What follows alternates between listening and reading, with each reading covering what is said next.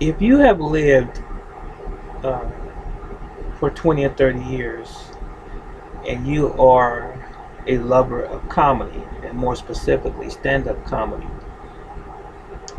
then you should know the name George Carlin. George Carlin was a stand-up comedian. Even though he had a few segments in some movies throughout his career, he's been on numerous, dozens and dozens of talk shows, but for the most part, he was a very good stand-up comedian. Now, what's interesting about what I'm about to say is that when I first saw George Carlin as a younger man, him that is, I didn't really pay too much attention to him because I was watching some of the other comedians that I was more familiar with, such as Richard Pryor, uh, Bill Cosby, during those younger years, I should say. And then later on, it was Chris Tucker, Chris Rock, and Martin Lawrence, and Eddie Murphy, and so forth. And I would watch George Carlin on television, just a little snippet, and that was really all it took for me to turn away from him and his comedy. Was one particular bit that he did that really completely turned me off. Now, I'm not religious, but I am spiritual. Uh, I have a very strong spirituality, and I don't like to label it as religion per se. But when I watched this bit that George Carlin did, he basically was alluding to the fact that he didn't believe in God or the Creator. And it was something that he had said, I don't remember it verbatim, that made me not want to ever watch him again during stand up. And I didn't respect him uh, for the statement that he made. Basically, he was talking about a long haired man in heaven who's granting people wishes and so forth. But anyway, the whole gist of it was that he was denouncing that there was a God that solved humanity's problems. But what I realized years later, many years later, I should say, within the time that he passed away, maybe a couple years before, and then a few years after he had passed away in 2008, I happened to be trolling. That's a joke. Not trolling, but I happened to be surfing the internet, and I came across some of his videos. And so I looked at one, and it opened my eyes to a different side of George Carlin that I had never known. You see, early on, that one statement that he made about God and a comedic bit that he had done, it wasn't enough to really solidify in my mind and my heart the person that I was really watching. It was just that particular instance and that particular bit, as I said. But as I began to watch some of his older material, and even some of the material he had done right prior to his passing, I saw a different George Carlin. And I actually found a love for him as a human being. Not that I didn't love him before, but he spoke to my heart in the things that he was saying about the world in which we live, because those were the same values that I have for the most part. And the whole reason behind this video is something that I want to try to convey to you. Not that I learned from George Carlin per se, but that I found that we had in common. And that is simply the world in which we live. We were all born as children.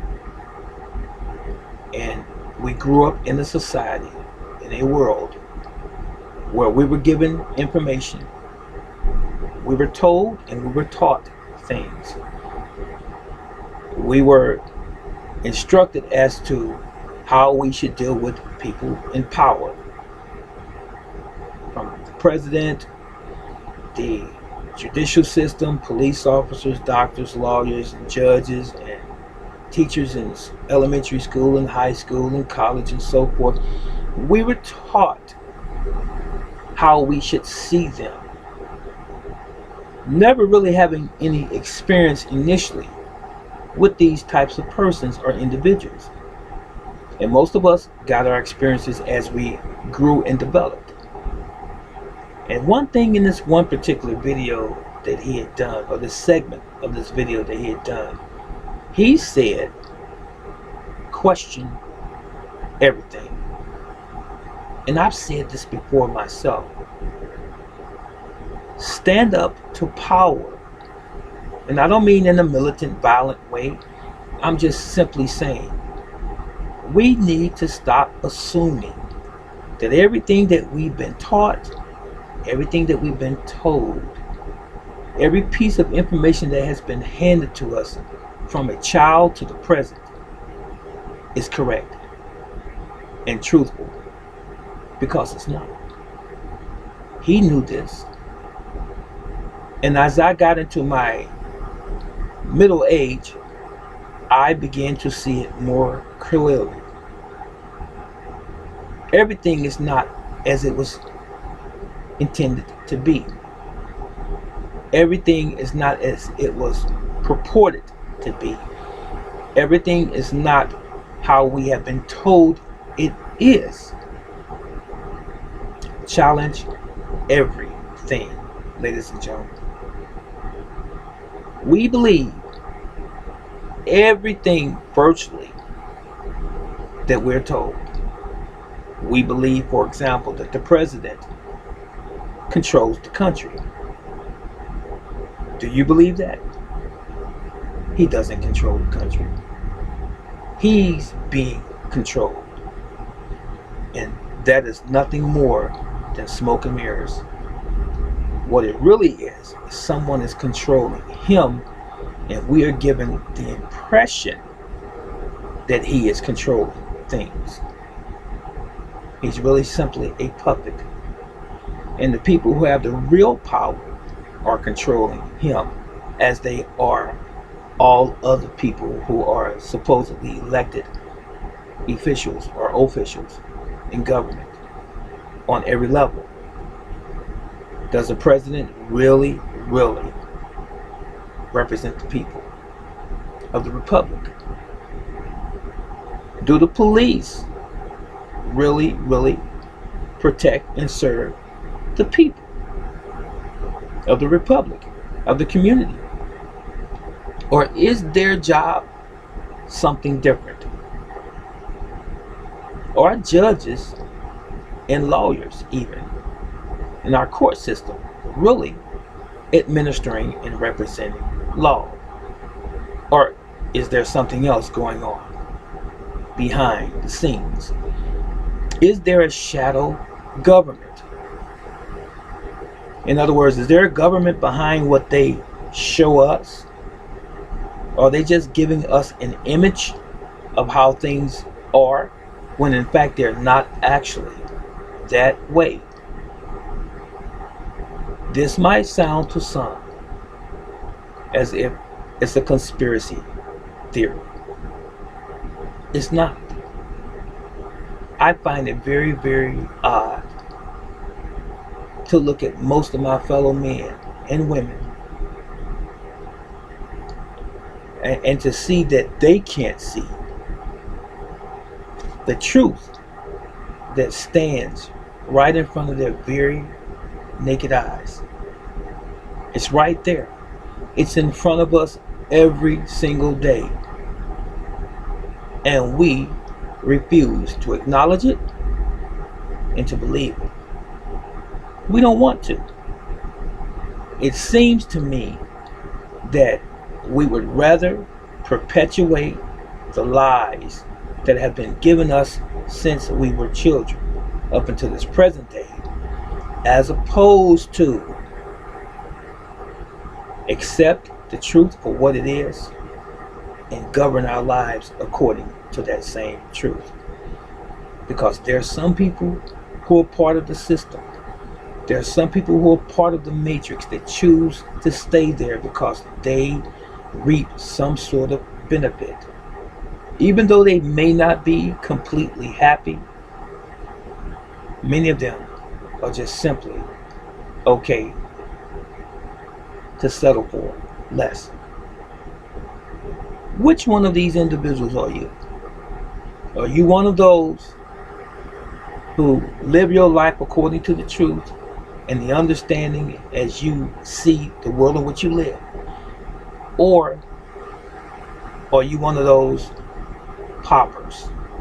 Are you one of those peasants?